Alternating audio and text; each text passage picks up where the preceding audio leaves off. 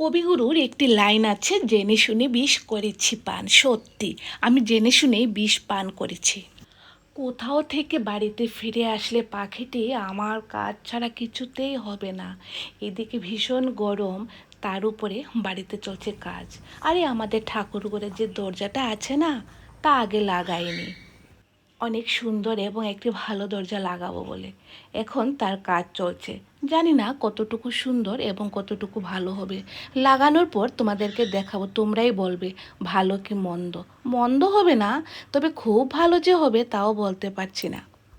একটা কথা আছে না, তেরাই হোক সে তো আমারই। কি কি বলো? বিড়াল পাখি সবাই বসে থাকে আমার জন্য কখন বাড়িতে ফিরবো আর আমার সঙ্গে এসে গেজে বসবে।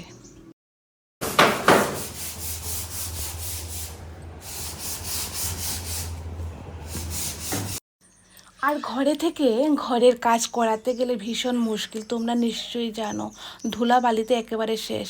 এবার তোমাদেরকে কিছু গান শোনাই, তোমরা কিছু গান শোনো। ঘুরিয়ে দিয়ে গেল, আরেকবার করো আমার সাথে। ঘুরিয়ে দিয়ে গেল,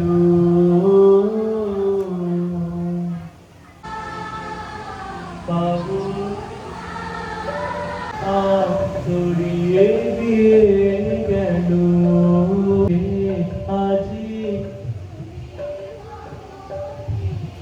তোমরা যাও, একবার তোমরা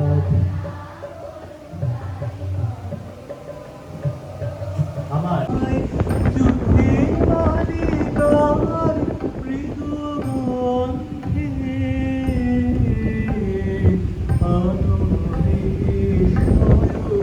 অবনির্ধে প্রতীক্ষায় যুদ্ধে বালিকার মৃদু গন্ধে অঞ্চল ছায়া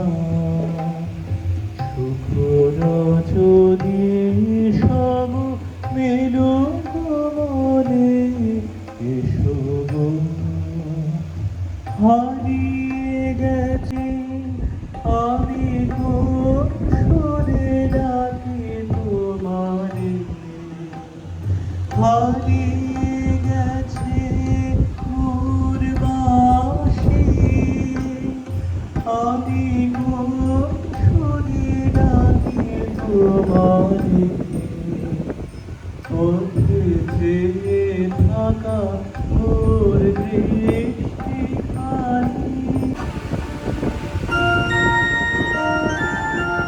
আজ এখানেই রাখছি, দেখা হবে নতুন ব্লগে নতুন করে। সবাই খুব ভালো থেকো, আর তোমাদের সাথে আমার এ ধরনের গল্প আরও অনেক হবে।